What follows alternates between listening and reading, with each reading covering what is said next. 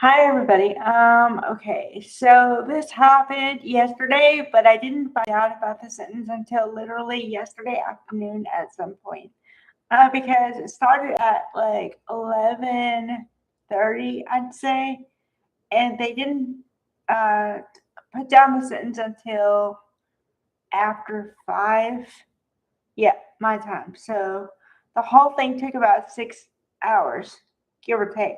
But then also you have to well, for me I have to mentally decompress after something like that. And also there's a lot that's involved. There's victim impact statements, and then of course always because we have to be fair in the US, there is an ability for the defendant to have people write in or something for their side too. So that's why it takes so long. Okay, so of course I'm not going to have a 6 hour thing here.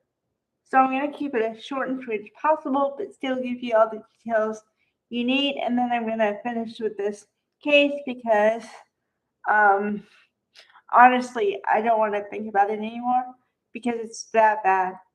Um, and I probably talked about this before, but the only reason I was interested in it in the first place was because I heard about this woman who had written a book for children about grief after they lost their father.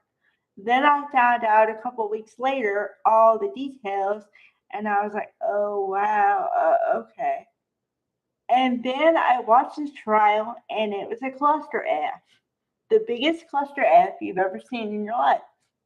Okay, so she is convicted of unaliving her husband by other means.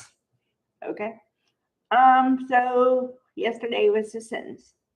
The first statements were victim impacts, and they were harsh. Okay. I literally was on the edge of crying for people I don't even know. And then came the defendant's side.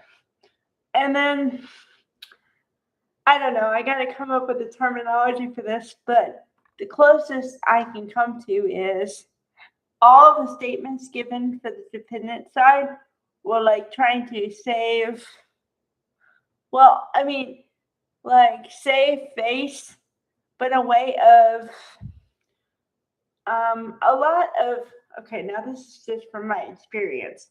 Now, I've only been covering a couple of trials over the last 3 years. I'm kind of selective in what I cover, right? Okay, so most of the time you hear people who have found the Lord in jail. I hear it all the time. So it was kind of like that. They were trying to make her into an angel despite what she had done. Then the coup de grace was, as far as the statements are concerned, she got up and spoke on her own behalf. Now, to say the statements she made were cringeworthy would be an understatement of the year. Okay. Um, it was so bad I couldn't listen to it all the way through. I had to come back. It was bad. Okay, so then we come to the reason why we all came here. The sentence. Well, okay. For all the other crimes besides the top crime, I'll get there last. Okay. But for all the other ones, she was sentenced between 1 and 15 years. And some of them were 5 years. So it all came out to a total of 30 years. 30 years to life. Okay. So that means that if that was the only things they based it on, she would be around 60 something when she got out. But the main charge was the unaliving charge, right? Okay, so there's two options here: life in prison with the possibility of parole, and LWOP, which is life without possibility of parole. They just shortened it. Okay, so drum roll. She got life without the possibility of parole.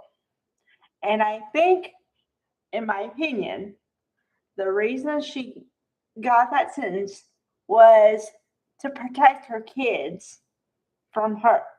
Because another factor I didn't talk about before was, which I just found this out too, like literally last week or something, she had purchased life insurance on her children.